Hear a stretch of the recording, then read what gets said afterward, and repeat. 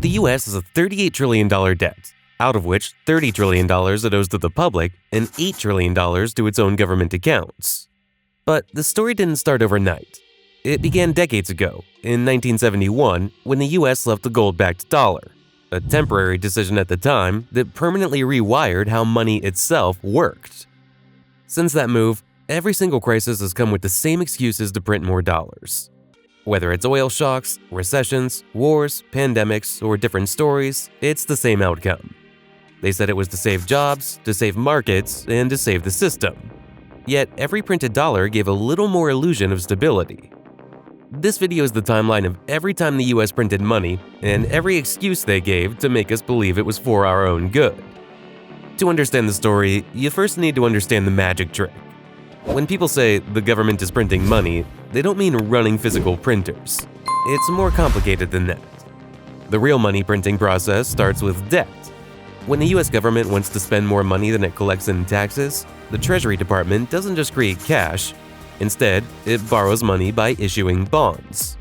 You can think of a bond as a sophisticated IOU or debt.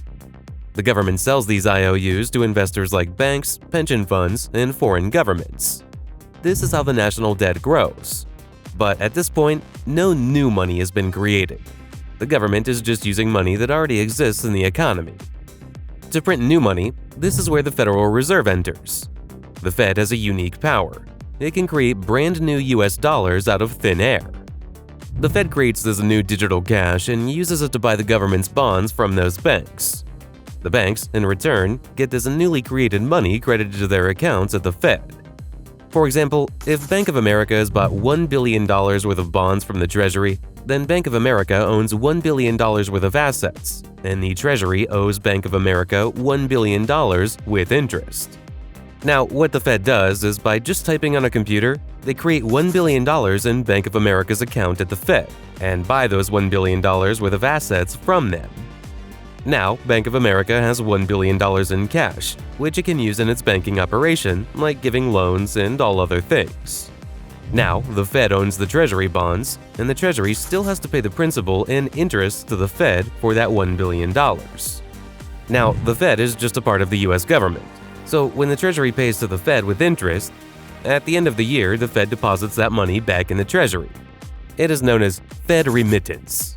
So basically, the money is just moved from one pocket of the government to another pocket.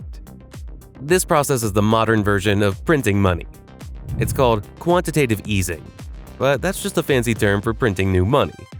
This money printing makes it seem like the problem is solved, but the real cost is always hidden, waiting to show up later as inflation or a weaker currency.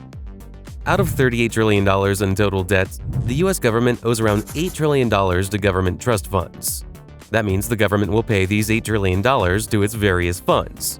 So basically, the US has a total of $29 to $30 trillion in external or public debt, which it owes to banks, insurance companies, pension funds, foreign governments, etc. Now, let's see some major events when the US printed money and how much the national debt grew every single time. For decades before 1971, the US dollar was backed by gold. This meant that foreign governments could exchange their dollars for actual gold from the US Treasury. This acted like a limit on how much money the government could create. You can't print gold, so you had to be careful not to print too many dollars. But by 1971, America was spending huge amounts on the Vietnam War and new social programs. Its gold reserves were shrinking as other countries became nervous and started asking for gold in exchange for their dollars. So on August 15, 1971, President Richard Nixon made a historic announcement. He suspended the convertibility of the dollar into gold.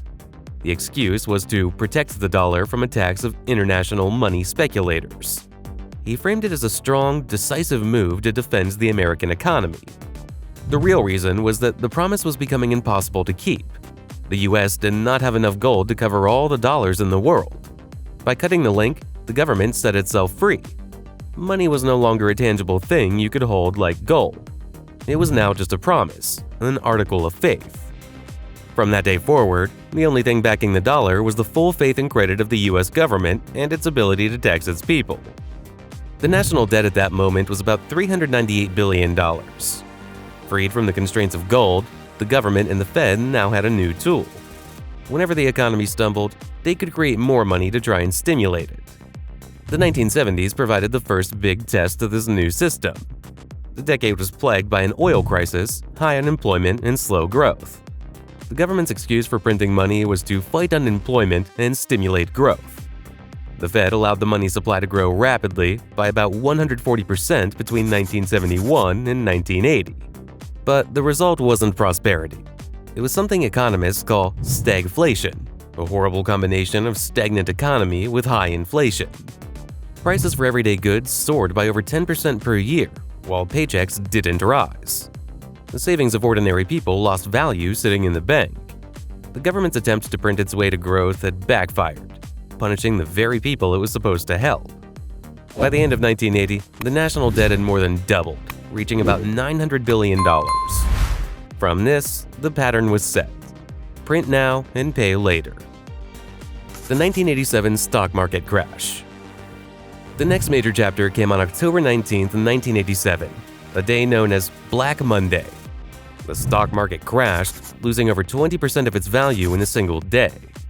The government response was to print more money. The new Fed chairman at the time, Alan Greenspan, immediately flooded the banking system with newly created cash. The excuse was to stabilize the markets and restore confidence. The Fed promised to lend freely to any bank that needed it, ensuring the financial system wouldn't freeze up. It worked. The panic subsided and markets recovered quickly. But the long-term lesson out of this mess was toxic. It created what is known on Wall Street as the Fed put. A put is a bet that a stock won't fall below a certain price. The 1987 rescue taught Wall Street that the Fed would always step in to catch the market if it fell too hard. With the Fed coming to save Wall Street every time, the risk was socialized and the profits were private. The losses would be covered by the Fed's magic money printer. The national debt, meanwhile, continued its silent march, crossing $2.3 trillion in 1987. The dot-com bust and 9/11. After the dot-com bubble burst in the 2000s and the horrific attack of 9/11, the economy was reeling and fear was everywhere. The Fed's response was, again, to open the money taps. Chairman Greenspan slashed interest rates to the lowest level seen in decades. The justification was to rebuild confidence, protect jobs, and prevent a deep recession after a national tragedy. This easy money did help the economy recover in the short term, but it had a major unintended consequence. With borrowing so cheap, a huge amount of money flooded the housing market. People were getting mortgages they couldn't normally afford, and financial institutions were creating complex mortgage products around this debt. A massive housing bubble was inflating. The national debt, which was around $5.6 trillion in the year 2000, grew to nearly $8 trillion by 2006. The seeds for the next, even bigger crisis were planted by the very medicine used to cure the last one. In 2008, the housing bubble popped.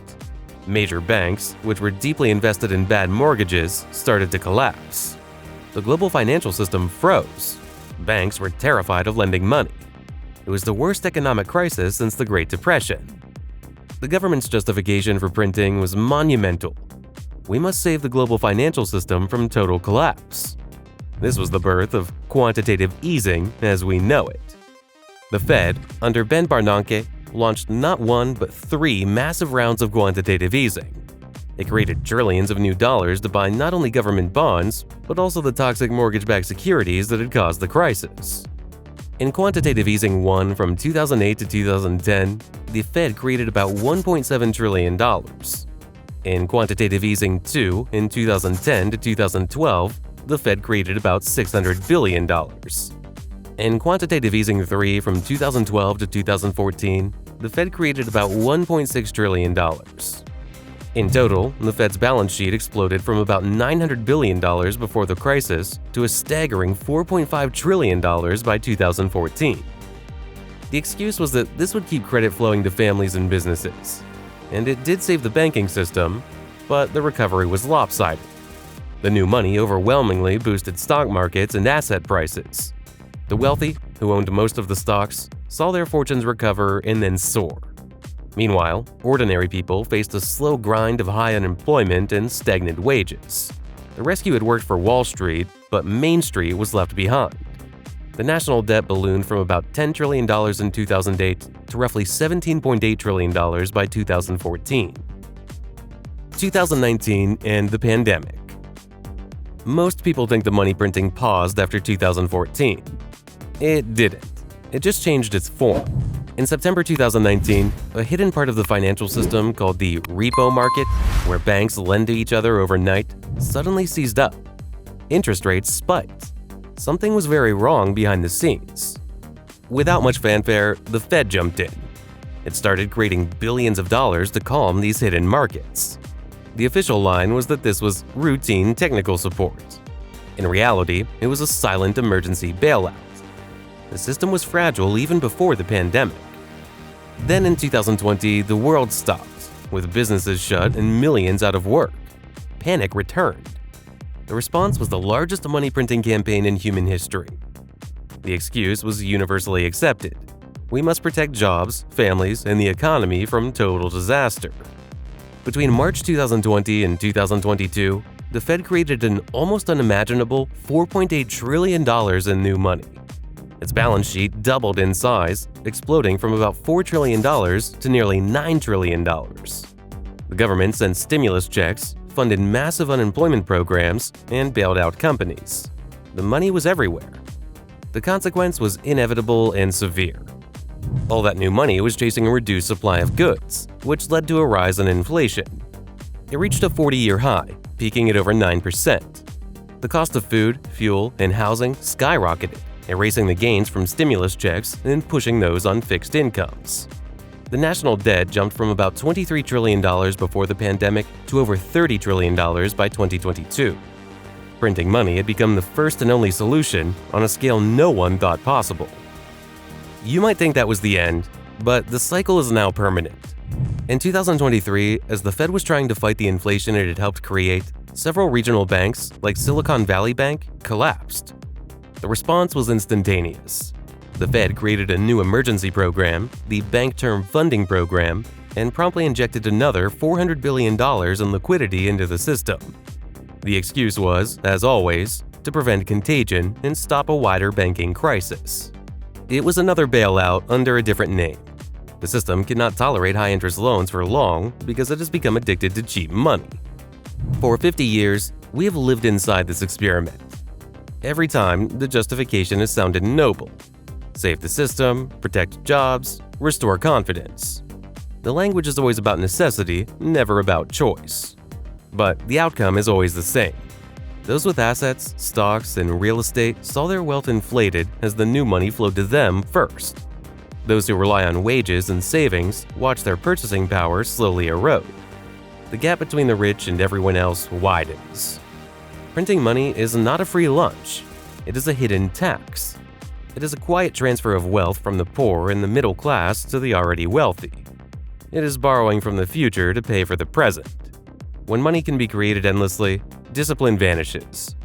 There's no need to make hard choices about what to spend on or what to cut. The temporary measure of 1971 has become a permanent addiction of the US economy. But now you know the truth.